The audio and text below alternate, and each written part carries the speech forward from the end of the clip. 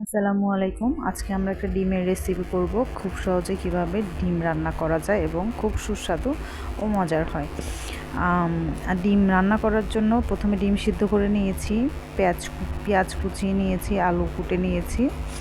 এরপরে আমরা ডিমটাকে ভেজে নিব হলুদ এবং লবণ দিয়ে। ডিমটা খুব সুন্দর করে ভাজতে হবে।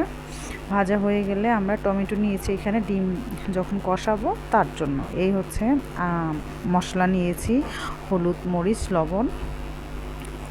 আর এই হচ্ছে ডিম ভাজা হয়ে গেছে আমার। ডিম আলাদা আরেক পাশে রেখে দিয়েছি। তো এখন আমরা পেঁয়াজ দিয়ে দিব। পেঁয়াজ ভালো করে ভেজে নিব।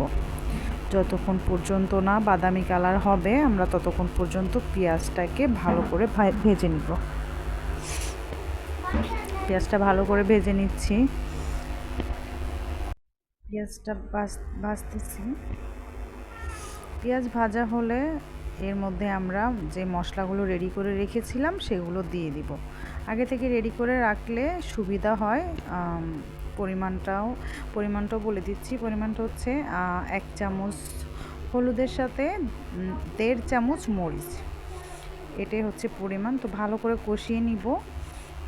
অল্প একটু করে পানি দিয়ে দিব। এরপরে এখানে টমেটো কিউবগুলো দিয়ে দিব, দিয়ে কষানোর জন্য রেখে দিব। এগুলো কষানো ভালো করে কষিয়ে নিলে আমার ডিমটাও খুব ভালো লাগবে, কারণ কষানোর উপরেই তরকারির স্বাদটা আসে।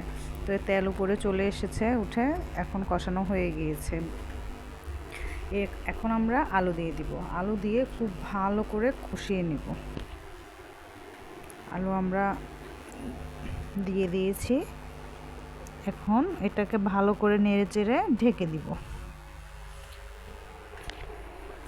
আলু যে যে যেরকম ইচ্ছা সেরকম কুটতে পারে। আমি এভাবে কুটে নিয়েছি, তাড়াহুড়ো করে কুটেছি। তো তাই আমার ছোট বেবি আছে, তো আমি খুব সুন্দর করে কেটে যে করব ওই সময়টা আমার নেই।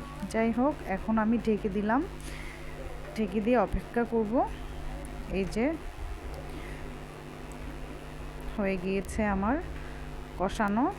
আর একটু নেড়ে চেড়ে তেল যেহেতু উপরে উঠে গিয়েছে, আমি পানি দিয়ে দিলাম। পরিমাণ মতো পানি দিয়ে এরপরে আমরা ডিমও অ্যাড করে দিব।